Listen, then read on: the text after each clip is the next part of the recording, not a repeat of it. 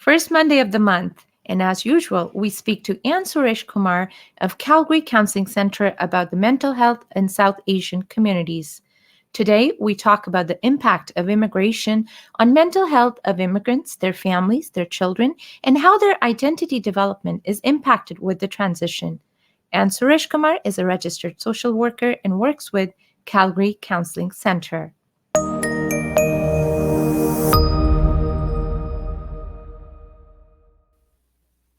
Hello, Anne.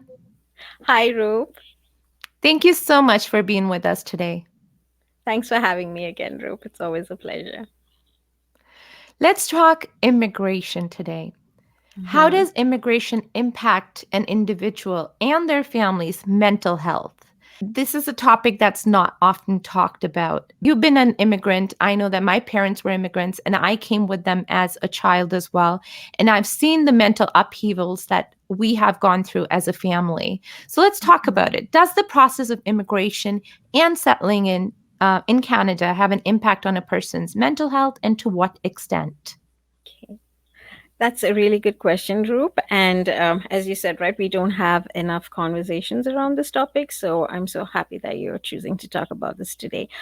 Well, yeah, for sure it does, right? But so basically, Roop, any change will impact an individual's mental health, but it doesn't have to be a negative outcome always. It would depend on what supports are there, how the person chooses to cope, and so many other factors. What we continue to understand is that immigrants usually come in with positive physical and mental health outcomes. And through the process of immigration and settling in, 7 years down the line, they end up with not the most positive physical and mental outcomes compared to the average Canadian. So that in a nutshell kind of tells you that immigration and the settling in into Canadian society does impact the physical and mental health of immigrants. Now, in terms of why, there's so many factors to that, right? So, and this would, and we can't say that it's a one size fits all. It would depend, first of all, the immigration process in itself. For some people, it takes like 6 months to 3 years or even more, right? So the individual has already dealt with that, like really tedious process with all this paperwork, and then finally they get here. And then usually in the process of immigration, people are not told everything, right? And then once they come here, there's a lot of shock and there's culture shock. It depends. So let's say I'm immigrating here and I already have a family here, right? So my parents live here, my grandparents live here, or brother, sister. So that can serve as a buffer because I already have a kind of a support here. For some people, they don't even have that, right? And then it could depend, like this could be a professional who comes here and then all the credentials are nullified here. So it's like you're back to square one. Then the individual has to go through that process. Then they could be culture shock, right? They could be this sense of realizing that, oh, you feel you're so different, you don't feel understood, you don't understand the people around you. You kind of start realizing your own values of the host country is different, right? And then that process goes on, right? But however, depending on how the person copes and the supports that the person gets, the process can be a positive one.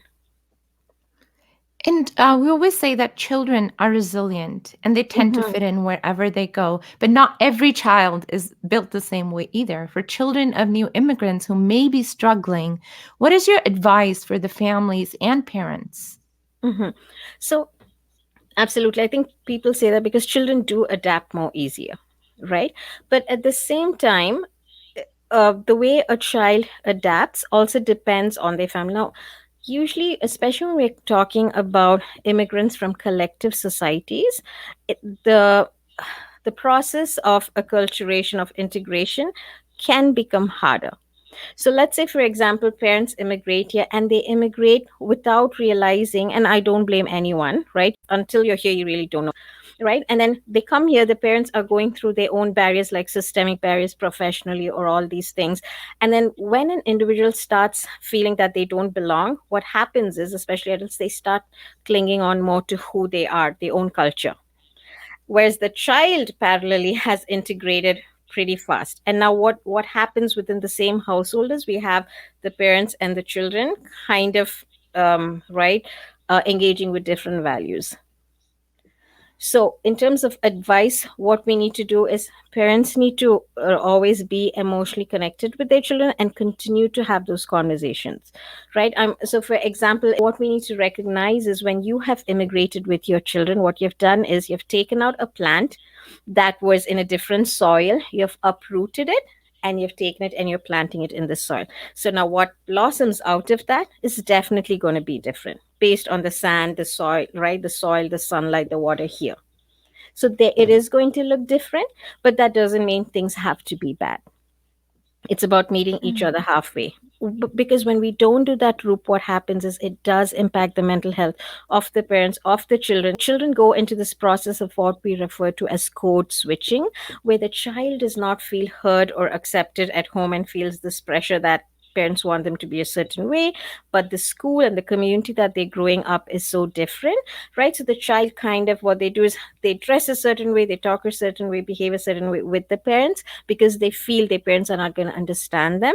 And then at school, because of pressure, and it's totally different person.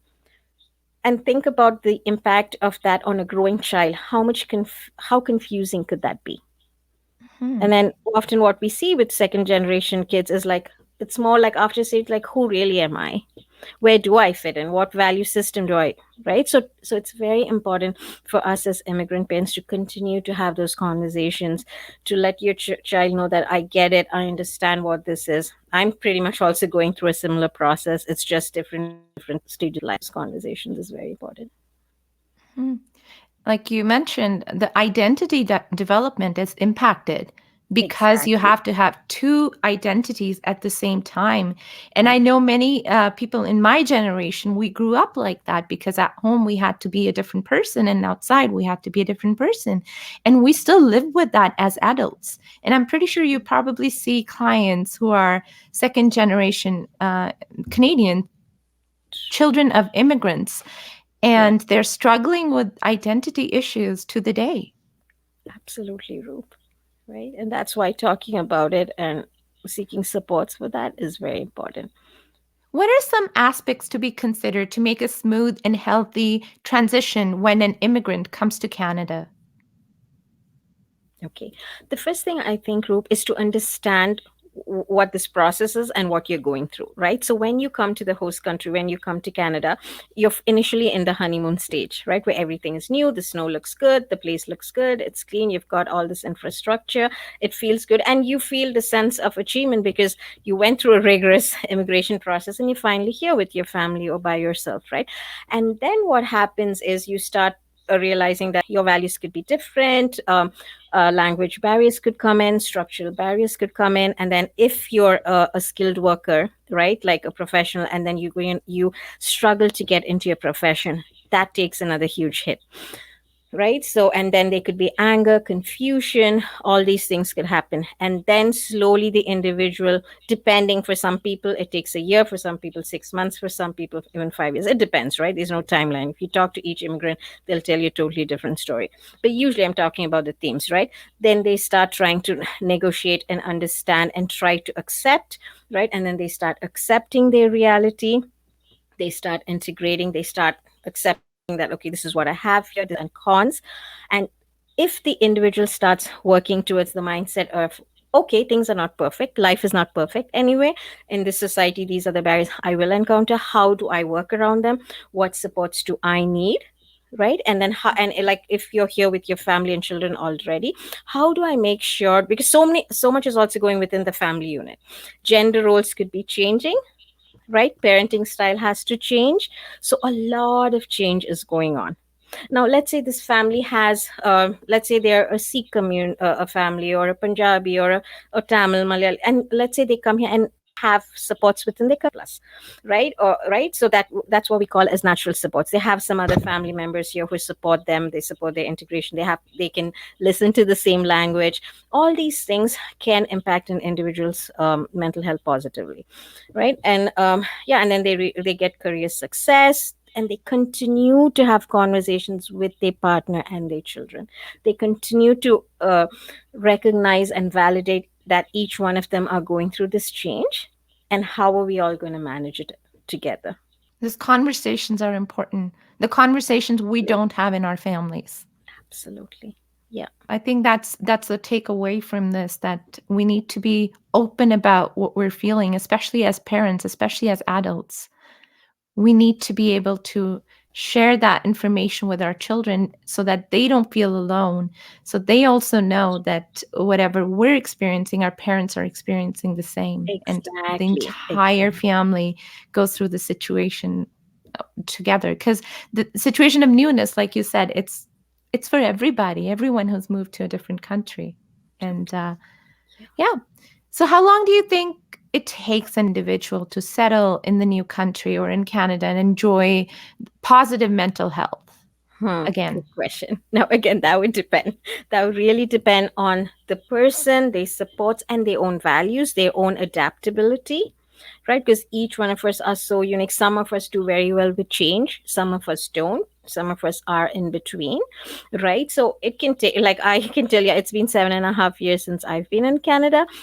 And I think I'm still in that process because I still don't feel like I have a full community here. So I have my family, I have my work.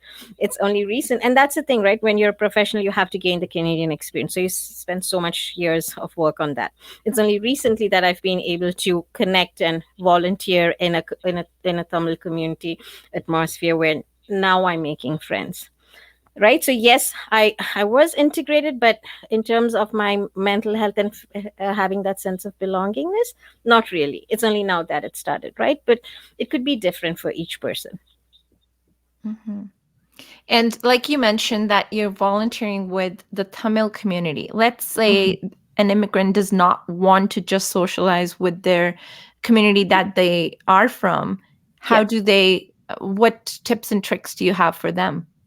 So again, right, and one doesn't have to right, connect with their own community because there could be so many reasons. Like-minded people, right? And just so Roop, here's the thing. It was just because I volunteer there, it's because I missed that piece of my life, right? And I came here pretty much as an older adult, right? In my midlife, so that piece was important. But I still have like-minded friends from the mainstream, right? So try to sit and reflect on what is missing in your life. What gives you that sense of wholeness, right? Because we all need different pieces. You need yourself, of who you are and what you need in life. You need good, positive family relationships, that what goes on. You need good friends. You need a community that to feel that you belong to, a space where you can just be yourself, right? Because often, right, when you're from a different culture, there is this pressure to act and behave a certain way that is not what you're originally used to, and that can create a daily stress to you, right? So understand what you need. For some people, all they need would be some form of spirituality, right? It would depend, right? So Yes, if I think yeah, reflecting upon yourself and not brushing it under the rug, your absolutely. feelings, talk about your feelings, reflect upon yourself, and try to find, like you said, the missing piece that you perhaps miss, and that's impacting your mental health. And try to bring that back into your life, and hopefully that will help you reach the goal of positive mental health, happy mental Absolutely. health. Yeah. And one thing that I want to mention here, Roop, is that we need to recognize, right, for people of color, what we continue, like there is ongoing systemic and structural oppression that one experiences, right? Whether you're seeking a Mhm. service or whether you're a service provider, creates a different level of stress as well. So be mindful of that and learn to cope with that. Don't ignore it. That's just part of our reality. It gets better, right? But it's Mhm. there as well. With new immigrants, we often see that parents have to do double shifts or they have to do two jobs Mhm. and they're rarely at home. And that impedes on family time together. And that, of course, impacts a family's mental health as well, because you're not getting to spend quality time together. So, what advice do you have for families like that? Okay. So here's the thing, right? The first thing I would say is like, let's not judge people. I know from my own experience and talking to a lot of immigrants, often people are put in those situations, right? That they have to do this, right, to gain experience, etc., etc. Or for some people, right, they're people back home that they need to send money, or they took loans and they're trying to so many things, settlement costs, right? So that's the reality of many immigrants, and sometimes, hopefully, it does get better. But at the same time, sometimes what happens is we get into this trend of prioritizing finance, and people are often put in situations, Roop, where they have to do double jobs and all these things for various reasons, right? However, we one needs to be mindful, how long do I need to do this? What initially you might have to do it like even 3 years, 4 years, 5 years, depends, right? Because we don't know the individual's unique situation. But at some point you need to start prioritizing, and even through those years, make sure that you at the least stay emotionally connected with your children. Do not lose that connection. So even if you're working a day shift and then you go for night shift, today we have technology. Stay in touch with your children, right? Do not let anything come in the way of being emotionally connected with your children, because you know that you're the best person, the safest person for your child. Because that's when what happens, if that connection is not there, children start living in their own world, right? They start getting influenced by other people, and right, it doesn't look very good after that, right? So even if they're having friends, they need friends, right? Talk to them about their friends, know what they're up to, right? So there's still ways that you can still be connected with them, right? So basically what I think I'm referring to is quality time versus quantity time, right? So it's Stay definitely doable.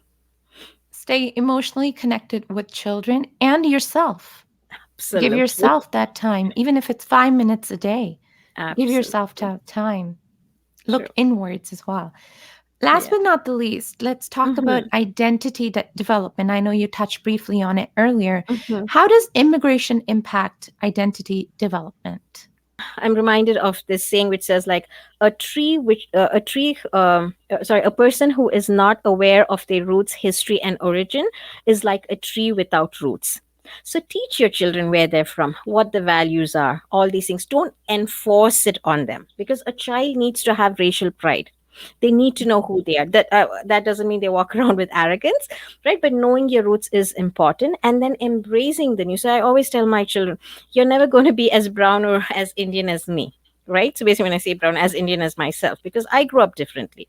But you are going to be Indo-Canadian, right? And that's your identity, and that's okay. There's nothing wrong with that. We can still get along, right? So right, embrace and honor your child's experience. And for parents, I think it's very important to understand the way you see things, your lenses and your child's lenses, there is going to be a difference. So it's not about them convincing you or you convincing them, but it's about meeting each other halfway. And we can definitely have healthy, positive relationships. When that doesn't happen, Roop, is when children don't know who they are. Sometimes they start coping negatively, right? And then we know what happens from there. Sometimes I believe as adults too, we forget who we are too when we come to a new place as immigrants. And like you said, you come from an environment that's entirely starkly different from this environment, and you lose yourself in that process too. Exactly. Yeah. Well, thank you so much. Wise words, really sage advice. Thank you so much again. Thank you, Rope. Thanks so much. Take care. Take care, and we'll talk to you again next month. Sounds good. Thank you.